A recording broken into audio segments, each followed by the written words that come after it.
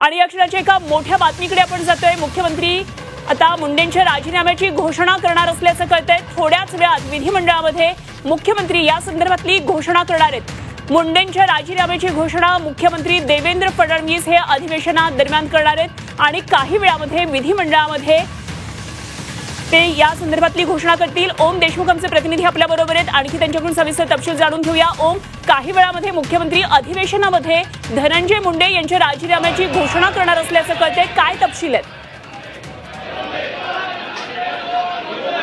अनुपमा, राज्याचे मुख्यमंत्री देवेंद्र फडणवीस एकंदरच या सगळ्या प्रकरणामध्ये आता धनंजय मुंडेंचा राजीनामा झाल्याच्या नंतर आपल्याला जशी माहिती कळते त्यानुसार धनंजय मुंडेंच्या वतीनं हा राजीनामा मुख्यमंत्र्यांकडे सुपूर्द करण्यात आलेला आहे आणि याबाबत आता मुख्यमंत्री विधानसभेमध्ये येऊन निवेदन करतील आणि एकंदरच या सगळ्या प्रकरणावर भाष्य करतील अशी माहिती आपल्याला सूत्रांकडून कळते।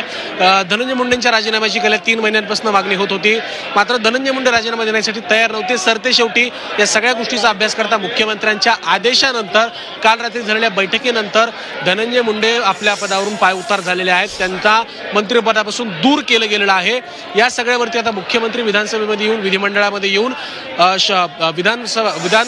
मंडळामध्ये येऊन फ्लोअर ऑफ द हाऊसवरती येऊन या सगळ्याबाबत माहिती देतील, निवेदन सादर करतील।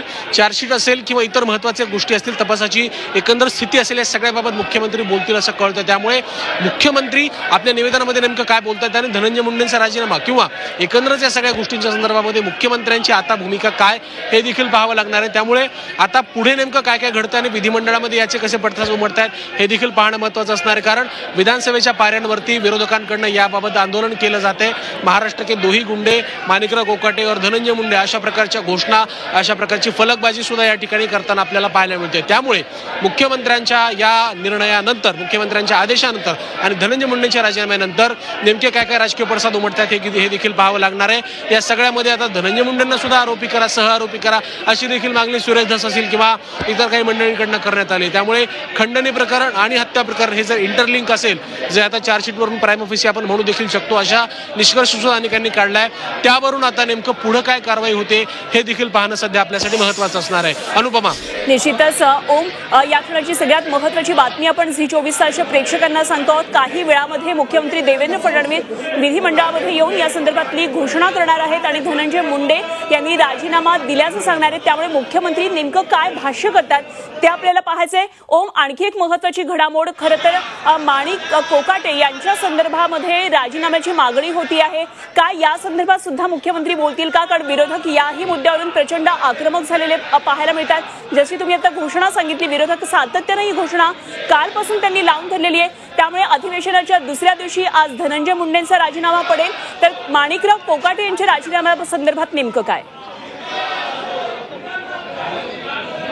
नाही अनुपमा, यामध्ये 2 महत्त्वाचे मुद्दे आहेत। आपण याला विस्तृतपणे हे आपण समजून घेतलं पाहिजे की मुळामध्ये मुख्यमंत्र्यांनी याबाबत सह्याद्री अतिथीगृहावरती पत्रकार परिषद झाली होती। त्या पत्रकार परिषदेमध्ये स्पष्ट केलं होतं की ह्या दोन्ही प्रकरणामध्ये जर नैतिकतेचं अधपतन झालं असेल तर आम्ही राजीनामा घेऊ। धनंजय मुंडेंचा राजीनामा झालाय, धनंजय मुंडे आता पदावरनं पायउतार झालेत। दुसरा महत्त्वाचा मुद्दा म्हणजे माणिकराव कोकाटेंचं जे प्रकरण आहे ते न्यायप्रविष्ट आहे, न्यायालयामध्ये त्याबद्दल हिअरिंग सुरू आहे आणि 5 तारखेला याबाबत म्हणजेच उद्या हिअरिंग होणार आहे आणि 5 तारखेला त्यांच्या शिक्षेबाबत जो आहे तो निर्णय समोर येणार आहे। त्यामुळे जर माणिकराव कोकाटेंना सुनावण्यात आलेली शिक्षा कोर्टाने उद्या कायम ठेवली तर नैसर्गिकरित्या त्यांचं पद आणि त्यांचं मंत्रिपद हे धोक्यात येईल। कोर्टाच्या निर्णयावर आम्ही हे सगळं ठरवू की त्यांच्या मंत्रिपदाबाबत राजीनामा घ्यायचा, त्यांच्या आमदारकीचा राजीनामा घ्यायचा की नाही, असं मुख्यमंत्री आणि उपमुख्यमंत्री दोघांनी स्पष्ट केलेलं आहे। त्यामुळे जोपर्यंत न्यायालयाचा निर्णय होत नाही तोपर्यंत याबाबत कुठलाही निर्णय होणार नाही, हे मुख्यमंत्र्यांनी स्पष्ट केलेलं आहे। अगदी, त्यामुळे माणिकराव कोकाटे आणि आपण हे देखील पाहू शकतो की आता राज्याचे मुख्यमंत्री देवेंद्र फडणवीस देखील आता सभागृह विधिमंडळामध्ये या ठिकाणी दाखल झाले। मुख्यमंत्री माध्यमांशी संवाद साधतायत अनुपमा, मुख्यमंत्री माध्यमांशी संवाद साधणार आहेत अनुपमा, आणि यावेळेला मुख्यमंत्री राजीनाम्याच्या संदर्भात देखील खरी माहिती देऊ शकतात। आपण बघू शकतो या दृश्यांमध्ये मुख्यमंत्री विधिमंडळामध्ये दाखल झालेले आहेत।